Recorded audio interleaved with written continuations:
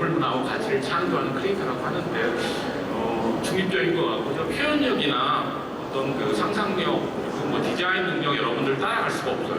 이미 뭐 동영상을 봤지만 저는 뭐 그런 식으로 표현할 수 있는 능력을 제가 교육을 못 받았어요. 그냥 저는 무조건 분석적이고 수학 같은 걸 많이 써서 그런 공부를 해왔기 때문에 이해해 주시고 포틀랜드가 제가 모델이 된다 했고 여기 보면 결국엔 로컬 브랜드 중심이에요. 그 도시는 프랜차이즈가 없고 대기업을 찾기가 굉장히 어렵습니다. 그래서 여러분들이 지금 활동하는 지역을 포틀랜드를 한번 만들어 보시는 게 어떨지 제가 제안드리는 비전이고요. 요거는 뭐 여러 번 제가 들어보신 적이 있는데 우리나라 창업 생태계에 대한 문제입니다. 저는 기본적으로 우리가 어떻게 보면 너무 여기서도 불균형, 양극화 현상이 발생했다고 생각하는데 너무 기술 창업 그리고 처음부터 대기업을 유니콘을 육성하려는 실리콘밸리 모델이라고 하는데 여기 너무 투자가 집중됐다고 생각합니다. 나머지 6개 영역 저는 여러분들 로컬 크리에이터는 결국에는 로컬 시장에 일단 성공을 하셔야 돼요. 이게 뭐 매출 규모가 얼마 될지 잘 모르겠어요. 10억이 됐던 100억이 됐던 일단 로컬 기업으로 자리 잡은 다음에 2단계는 저는 전국 기업, 글로벌 기업으로 재도약하고 재창업하는 게 저는 우리나라가 추구해야 될 바람직한 창업 생태계라고 생각합니다. 물론 그렇다고 해서 유니콘 육성하는 게 중요하지 않은 건 아니에요. 하지만 거기 한 30%, 나머지 70%는 우리가 지금 강구하는 6개 영역 로컬에도 기술 창업이 있습니다. 메이커스가 대표한 기술 창업이 있고 우리가 그동안 이제 비기술 창업에 대해서 크게 우리가 어떻게 체계적인 시스템이 없다고 봅니다. 그래서 생활혁신형, 지역혁신형 제가 언론에서 이런 로컬 크리에이터 이런 글을 쓰면 스타벅스, 나이키 얘기하는 게 제일 빨라요. 왜 우리나라 스타벅스, 나이키가 안 나오느냐? 결국에는 우리가 골목 가게로 시작했는데 글로벌 대기업이 됐는데 우리가 너무 어떻게 보면 한편으로는 실리콘밸리 치중하다 보니까 지역이 주는 기회라는 걸 결국에는 생활혁신형 스타트업, 지역형 스타트업 우리나라의 성공 사례가 분명히 있어요. 성심당, 그리고 사랑과시험 대표단 있고 여러분들이 이제 미래에 어떤 로컬 기업이 되실 텐데 또 뭐 생활혁신형도 우리나라는 뭐 스타일 난다나 어떻게 보면 YG도 성공 사례가 분명히 있는데 여기에 대한 어떤 연구라든가 지원이 체계적이지 못하다. 그래서 우리가 창조 경제 흑수사 중심으로 새로운 시스템을 생태계로 구축한다고 보시면 됩니다. 전체적인 산업 관점에서 보면 로컬 크리에이터 영역이 이제 골목 산업인데 이제 주로 이제 매장을 운영하는 어떤 제가 이렇게 정의했는데 상품과 서비스를 판매하는 산업 활동이고 그리고 이제 매장이 없어도 다양한 콘텐츠를 개발하는 문화 창조 산업이 있습니다. 여기 뭐 이렇게 뭐 복잡하게 분류를 하면 이게 표준 산업 분류인데 이런 업종들이 골목 산업, 이런 업종들이 문화 창조 산업입니다. 우리나라 전체 경제 규모를 보면 한 20% 돼요. 20%. 그래서 종사자 수는 20%이기 때문에 제가 원하는 세상은 그런 것 같아요.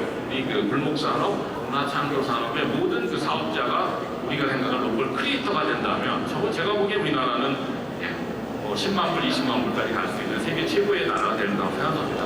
근데 지금 그 골목 산업, 문화 산업 사업자 중에서 몇 프로가 우리가 생각하는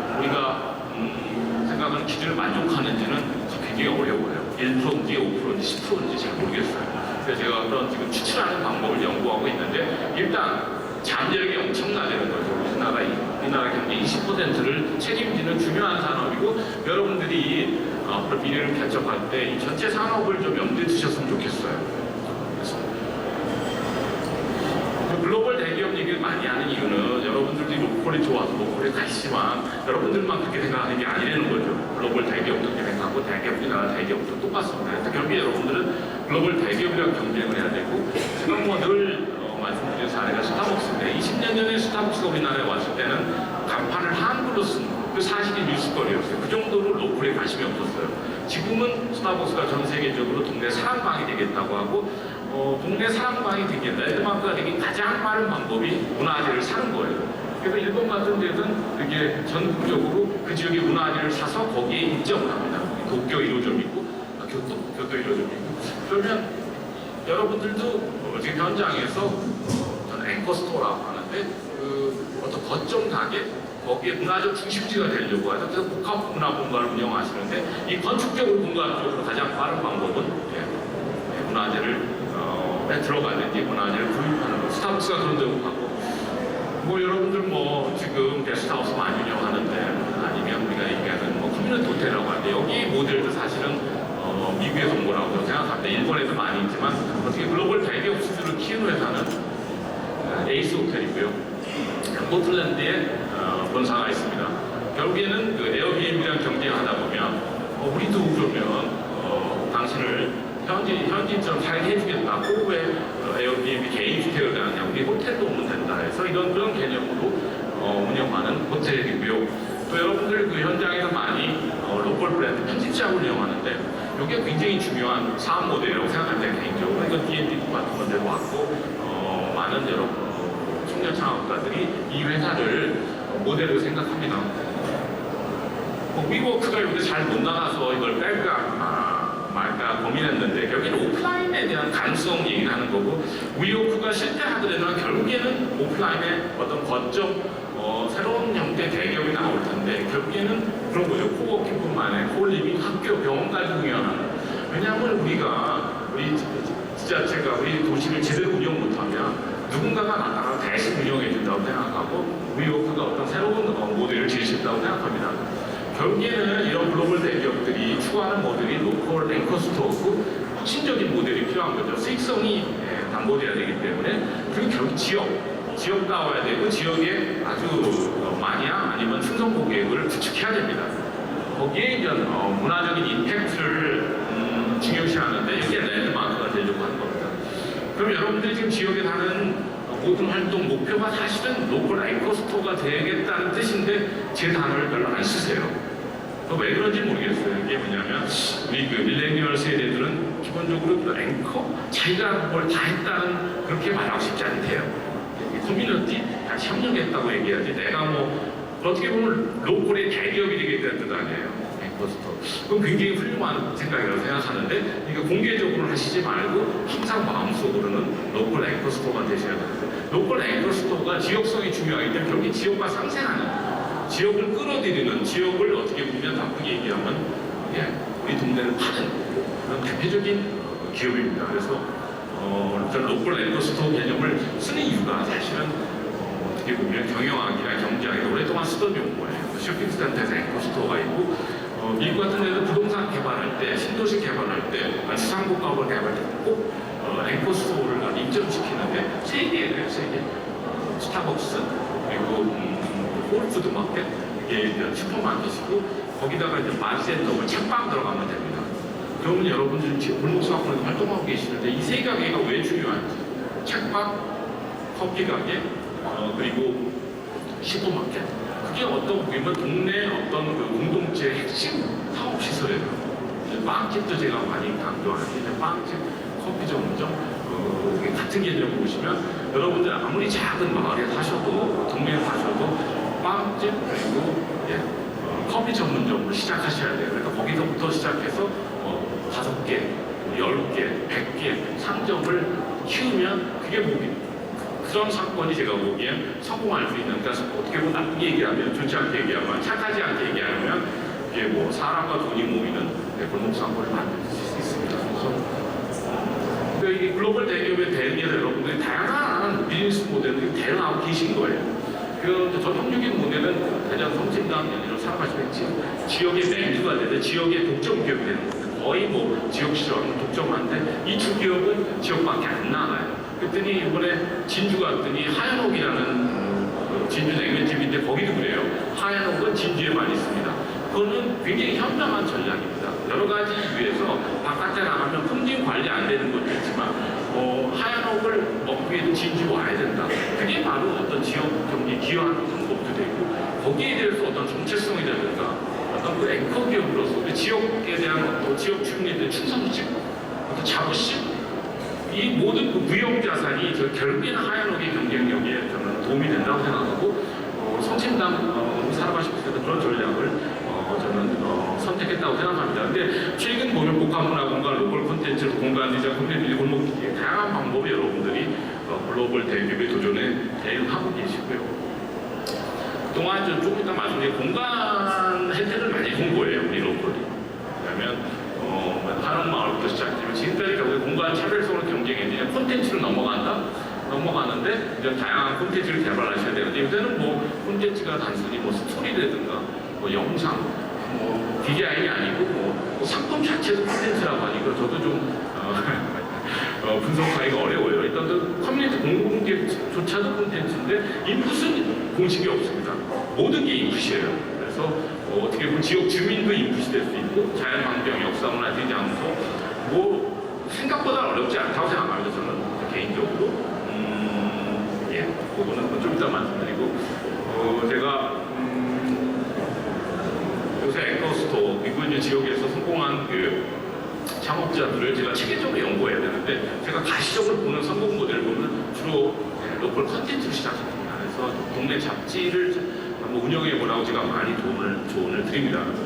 동네 잡지를 운영하면 동네 로컬 컨텐츠라는 거, 동네를 지역을 잘 이해해야 되는데 우리가 하나도 교육을 못 받고 보니까 직접 우리가 잡지책을 운영하다 보면 로컬 시장을 잘 이해하고 로컬 시장을 잘 이해하게 되면 그 좋은 걸 모으고 싶어해요. 소개해주고 싶어서 로컬 브랜드 편집 시장으로 가고 편집 시장을 운영하다 보면 로컬이 부족한 게 뭔지를 알게 됩니다. 그러면 자기가 직접 만들고 싶어져요. 그래서 로컬 제조업으로 가는데 여기 위협 요인들이 있습니다. 여기 보면 중간에 뭐 부동산 개발사로 빠지려고 그러고 중간에 여기로 가야 되는데 중간에 부동산 개발사로 빠지고 아니면 프랜차이즈로 빠지려고 해요. 그러시지 말고 그냥 초심을 유지하셔서 로컬 제조업으로 가시는 것도 꼭 고려해 주세요. 모르겠어요. 뭐 로컬 제조업이 위해서 뭐 엄청난 뭐 어떻게 해서 뭐 대량 생산, 대량 소비, 대기업을 창업하시는 게 아니고 로컬 브랜드 말씀하세요. 로컬 브랜드. 로컬 브랜드가 왜 중요하냐? 우리나라는 절대적으로 로컬 브랜드가 부족한 상황입니다. 말씀드렸지만 우리가 취향이 지금 다양화돼서 어디 가나 우리 현지처럼 살고 싶다, 로컬 문화를 체험하고 싶다 하는데 로컬 문화 체험이 뭐겠어요? 결국에는 그러면 어떤 그 로컬 스테이도 중요하지만 먹거리, 살거리, 특히 우리나라가 지역에 가면 우리나라 전체에도 마찬가지로 살거리가 없어요. 살 게 없어요. 그게 로컬 브랜드가 부족한 거기 때문에 우리가 관광 산업을 육성하는데 뭐 팔 게 없다 보니까 자꾸 해외 명품을 싸게 하는 그런 연쇄적 이 격에 저는 거의 영혼도 없고 지속 가능하지 않다고 생각합니다. 로컬 브랜드를 많이 우리가 개발을 해서 해외 관광객들이 우리나라 와서 뭔가 의미 있는 상품을 사는 게 그런 관점에서 우리나라가 로컬 브랜드 굉장히 부족하고 제주도가 제일 앞서가는 거예요. 제주 관광객을 위해서 이마트 같은 경우 굉장히 부정적으로지만 사실 이마트 탑동 매장에 가면 제주 로컬 브랜드를 전면에 소개합니다. 거기 보면 우리가 보통 생각하는 로컬 브랜드가 아니고 제주 치즈, 우유, 제주 두부 이런 상품들이에요. 농수산물, 특산물뿐만이 아니고 근데 이 다음 단계 가면 일단 지역 맛집을 많이 유치하려고 하고 대기업들이 수제 맥주, 전통된 디자인 상품 이게 지금 다원화되고 있습니다. 그래서 로컬 브랜드 하나 있으면 제가 보기에는 저도 알기 때문에 제가 은퇴하고 로컬 브랜드를 창업해야 되는데 모르겠어요. 좀 일찍 은퇴로 창업하는 게 제 목표입니다. 시간이 없어서 빨리 진행할게요. 근데 이 모든 그 변화의 중심에는 뭐가 있냐면 골목상권이 있습니다. 여러분들 골목상권에 대해 어떻게 생각하실지 모르지만 골목상권이 없었다면 제가 보기엔 여러분들 비즈니스 여기까지 안 왔어요. 그리고 어떻게 보면 우리나라 전체적으로 유일하게 성장한 상권이 골목상권이기 때문에 앞으로 저는 골목상권의 전망도 굉장히 좋다고 생각하고 여러분들이 결국에 지역과 상생한다는 건 뭐냐면 지역 경제력이 이거죠. 보이는 지역 경제가 있고요. 보이지 않는 지역 경제가 있어요. 보이는 지역 경제는 경계는 골목상권이 제일 중요합니다. 그래서 골목상권이랑 같이 가야 되는데 골목상권 자체를 없으면 만들어야 돼요. 그리고 제가 아는 로컬 크리에이터들도 벌판에 농촌에 있어도 어떻게든지 상권을 만들어야 되기 때문에 북한 문화 공부하는 건 결국에는 상권을 만든다는 뜻입니다. 자기 제품만 파는 게 아니거든요. 다양한 행사도 하고 콜라보레이션도 하는 얘기 뭐냐면 내 상품과 부족하기 때문에 공간 끌어들이려고 하는 거거든요. 그게 복잡하게 생각하실 필요 없이 그게 어떻게 보면 지역상권을 여러분들이 창업하는 그런 좀 과정이라고 생각합니다. 골목상권 역사는 보면 이렇게 6가지 조건을 만족해야 되기 때문에 우리 생태계 얘기를 많이 하잖아요. 로컬 크리에이터 생태계.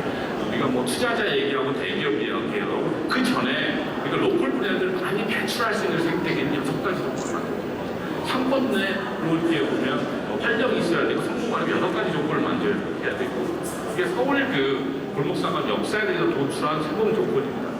지금 그 언론에서는 골목상권에 굉장히 부정적이고 맨날 경리단 위기 얘기만 하는데 굉장히 왜곡된 보도 방식이라고 생각하고 전국적으로 보면 골목상권 계속 늘어납니다. 지금 제가 여기 창원 있지도 않죠. 여기에 창원에 이제 2개를 추가해야 돼요. 거기 도리단길 그리고 용호동에 이렇게 가덕수길 창원 2개하고 청주에도 4개 추가해야 되고 춘천에도 최소한 2개 제가 추가해야 되는데 지금 4월달 기준입니다. 그럼 전국적으로 계속 늘어나고 서울도 보면 거의 60개 정도 되는 골목상권이 들어가 있다고 생각하는데 이 자꾸 언론에서는 이태원 지역의 경리단길, 이태원 내에서도 10개 중에 하나고 이태원 상권은 계속 확장하고 있고 홍대하고 말할 것도 없이 서교동에서 시작했는데 마포도 전체를 삼켰습니다. 홍대가 여기 성동군대 여기서 시작했죠. 성수역에서 근데 지금 왕십리까지 지금 퍼지고 있어요. 그래서 여러분들 마용성 요새는 좀 강남하고 그다음에 이제 마용성이라고 거의 동급이에요.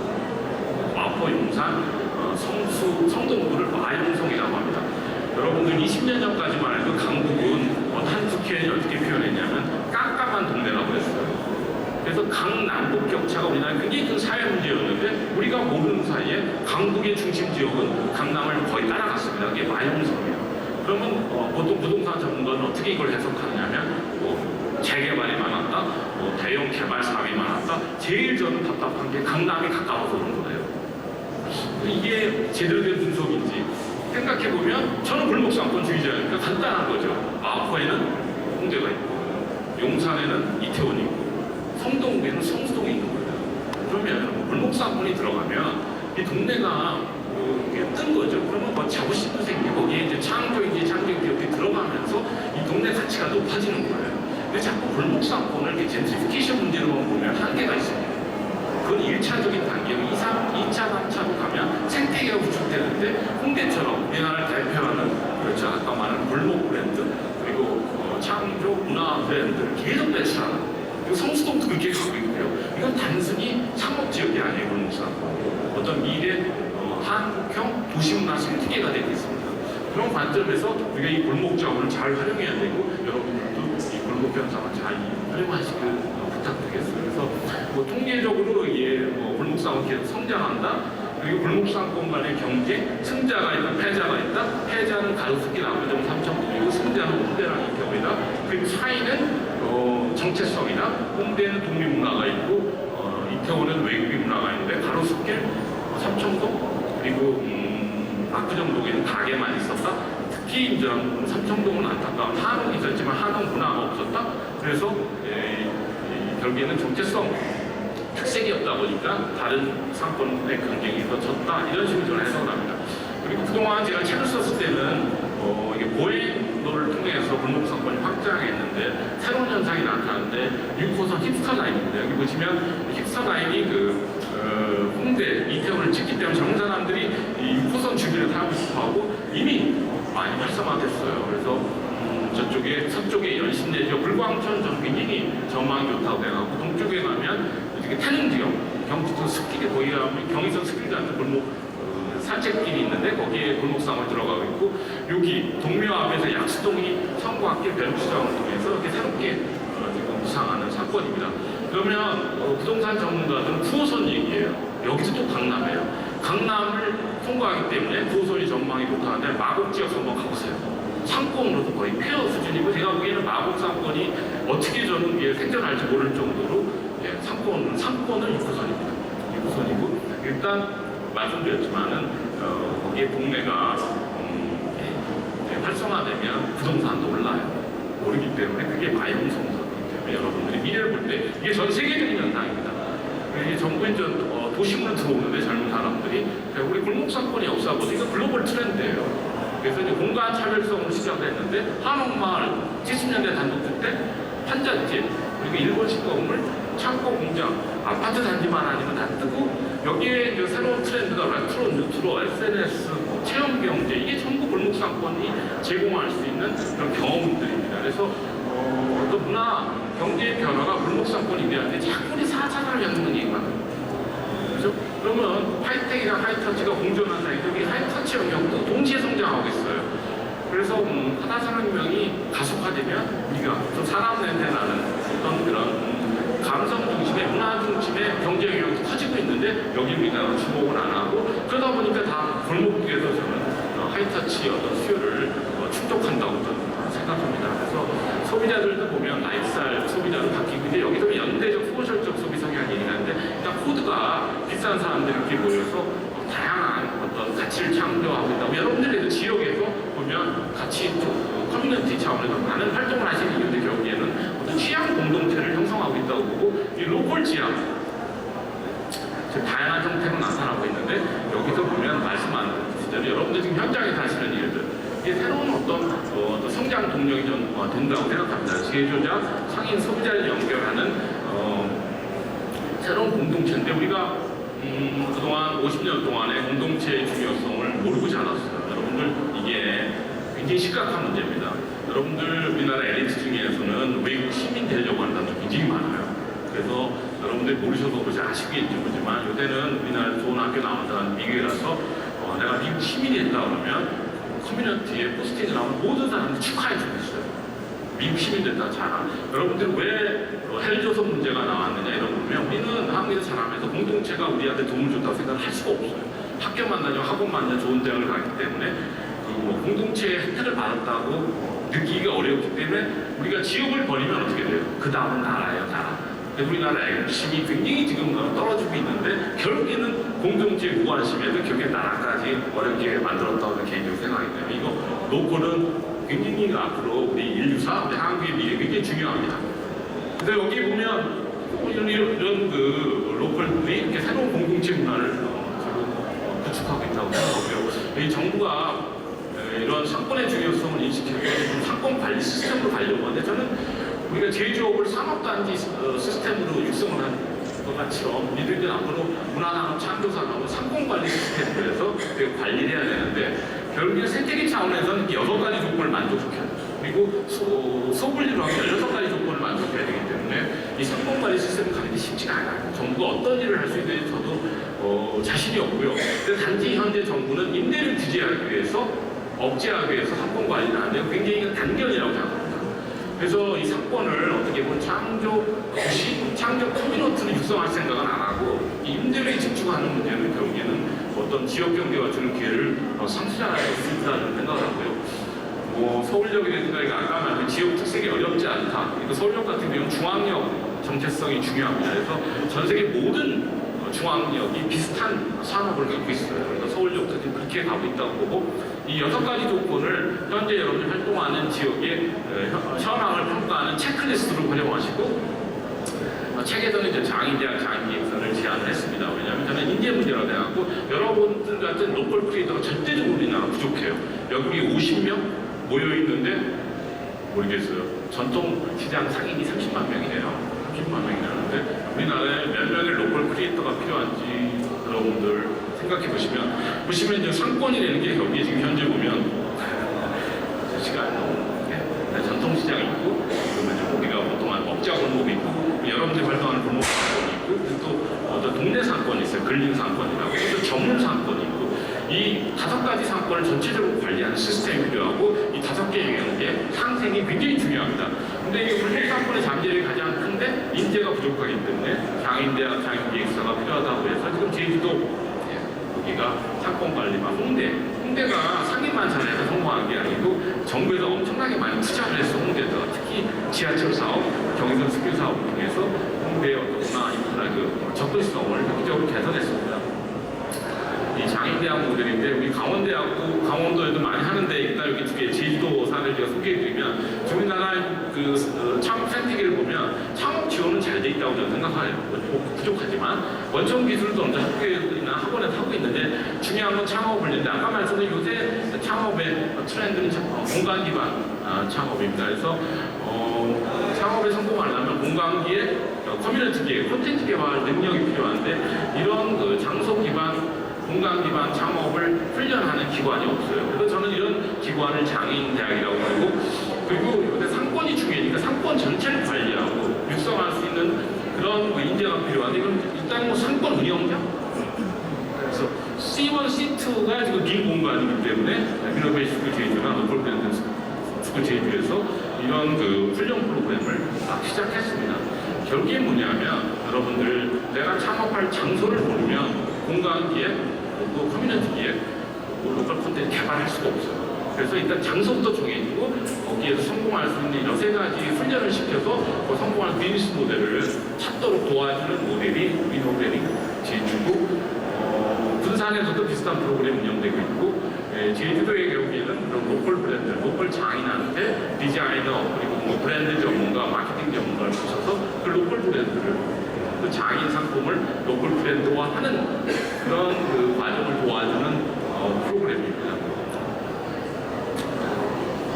젠트리피케이션 문제는 오늘 제가 다 언급할 필요 없고 결국에는 정부가 너무 규제와 보호 중심으로 간다. 다른 뭐 공동체 해결책이라든가 거래 비용이나 이런 어떤 시장 친화적인 그런 대안도 좀 적극적으로 추진했으면 좋겠고요. 결국에 이제 로컬 어떻게 골목상권의 정의 문제인데 아까 말씀드린 골목상권의 반대말은 먹자골목입니다. 먹자골목. 그래서 골목상권 20, 30대 청년들, 여성들이 좋아하는 가게들이 모여있는데 1세대에 보면 이런 가게들이 들어있어요. 골목상권. 근데 지금 2012년, 13년을 기점으로 해서 골목상권의 주축은 커뮤니티 비즈니스의 그런 유형의 업종으로 바뀝니다. 그래서 지금 보면 주요 골목상권의 주축은 식당, 떼주기가 아니에요. 이런 가게들인데 통계를 보더라도 이제 어바플레이가 연남, 을지로, 이태원, 성수동 아는 가게, 아는 동네. 잡지를 보면 제가 거기 소개된 가게들을 분류를 해봤어요. 그랬더니 가장 최근에 나온 동네가 성수동인데 성수동에서는 2세대 업종이 거의 45%입니다. 45%. 그래서 제가 보면 이게 시차가 좀 있는데 이게 시간이 지나면 1세대에서 2세대로 진화한다. 이 골목상권에 이렇게 사람들이 주목하다 보니까 이 골목길을 기획하는 새로운 업종이 생겼습니다. 그래서 백종원의 골목식당도 어떻게 보면 1세대 모델이고 골목길 기획하는 회사들, 그 자산운용사, 건설회사가 들어오고 있고 4세대는 위관 협력 모델이고 강원도 제주도에서 우리 군산에서 새로운 모델을 지금 제시하고 있습니다. 그래서 보면 우리가 주목해야 될 모델이 이제 건설사의 동향인데 엘리베이 광교입니다. 신도시 상권에서 골목 상권을 재생하겠다, 재현하겠다는 사업인데 90개의 가게만 제가 아까 말씀드린 여러분이 활동하는 지역에서 몇 개의 가게가 필요한지 한번 생각해보면 저는 10개로 충분합니다. 그냥 플레이스 캠프 보셨지만 9개로 시작해서 플레이스 캠프에서 제가 플레이스 캠프 가면 그 단지 바깥에 안 나옵니다. 9개 가게면 저 같은 사람이 충분히 만족하기 때문에 여기 90개니까 성공 가능성이 좀 높다고 생각하는데 여기 보면 1세대, 2세대로 이렇게 분리해보면 2세대가 좀 조금 부족하다. 그래서 이걸 좀 보완해야 될 문제라고 생각합니다. 그래서 이 골목 상권의 핵심은 골목 문화입니다. 골목 문화인데 이 골목 문화는 어떻게 하든지 빌딩 아니던 쇼핑단지 아니던 호텔 안으로 끌어들이는 게 대기업의 의도예요. 그래서 근데 여러분 우리나라 경제 어디 갈지 모르지만 우리 골목 문화를 살리지 않으면 우리나라 문화 경쟁력을 확보할 수가 없습니다. 그래서 우리가 자꾸 순수 예술, 문화 이런 것만 생각하는데 사실은 어떤 골목 상권, 창업 활동에 연결되지 않은 문화 활동은 전 모르게 지속 가능한지 그래서 골목 상권의 의미를 우리가 거기서 찾아야 된다고 생각하고 결국에는 뭐냐면 밀레니얼들이 골목 지역에 살고 싶어 하기 때문에 문화산업 창조 산업을 골목 지역에다가 유인하는 그러니까 골목 산업의 문화산업 창조를 얹히는 방법이 여러분들 우리가 추구해야 될 생태계 모델입니다. 우리 창경에서도 우리 기술 창업을 할 때도 이 점 꼭 고려를 하셔야 되거든요. 한 지역에 모아놓는 걸 생각하셔야 되는데 자꾸 1대1로 지원하다 보니까 어떤 지역 차원에 대해서 우리가 충분히 고려하지 못하는데 결국에는 생태계라 하면 이 세 사람이 모여 있어야 되고 결국엔 예술가, 소상공인 그리고 스타트업들이 한 곳에 모여있는 지역이 도시산업 생태계인데 대표적인 성공사는 홍대고 홍대가 우리가 이렇게 얘기를 안 하니까 제 다음에 이제 홍대 세션 있으면 뭐 세계적인 브랜드를 좀 계속 배출하는 우리나라에 좀 자랑할 만한 자꾸 외국 가서 배치만 가시지 말고 홍대, 이태원, 성수동 정도는 세계적인 성공사예요. 힙스터 지역으로도 항상 탑입니다. 웨지로까지 해서. 그래서 우리가 우리 역사, 우리 거에 대해서 전혀 뭐 관심이 없다 보니까 자꾸 다른 나라 가서 자꾸 배우려고 하는데 저는 실리콘밸리 모델보다는 우리 인류 역사에서 중산층 경제 복원을 위해서는 홍대 모델을 더 공부해야 된다고 생각합니다.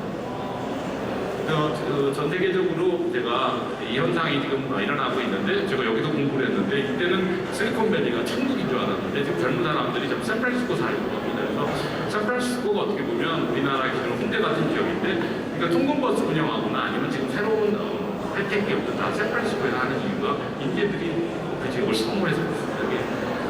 여기 이제 포틀랜드인데 포틀랜드의 어떤 그 성공적인 그 커뮤니티, 창조 커뮤니티 모델로 해서 이게 포틀랜드 문화를 얘기하는데 어떻게 소프트웨어죠. 4번 문화가 굉장히 중요한 것 같아요. 그래서 우리가 지금 여기 와 있는데 아직까지 우리나라 소수고 우리가 서로 많이 도와줘야 돼요. 그래서 우리가 전국적인 커뮤니티에서 그렇고 여러분들 지역 커뮤니티에서 우리가 서로 도와줘야 되는데 결국에는 이런 것 같아요. 포틀랜드 사람들한테 왜 이런 다른 그 사업자를 도와주냐 하면 우리는 기본적으로 개성, 다양성을 추구하는데 우리는 무조건 우리가 다르다는 그런 인식에서 시작했기 때문에 우리가 지금 뭐 하는 일을 복사 불가능하다고 생각해요. 그렇기 때문에 남을 도와줘도 그걸 뺏길 걱정을 안 하는 거예요. 왜냐하면 우리 대량 생산, 대량 소비 시스템이 아니고 우리가 할 수 있는 일만 하고 있기 때문에 우리가 그냥 어떤 아이디어를 뺏기는 그런 거 걱정 안 하고 서로 도와준다. 그런 문화가 중요하고 우리 크리에이터 미래 그리고 여러분 지역 경제 미래에 상호 도와주는 이런 공동체 문화가 굉장히 중요할 것 같습니다. 네, 시간 너무 시간 40분 맞췄는지 모르겠네요. 네, 감사합니다.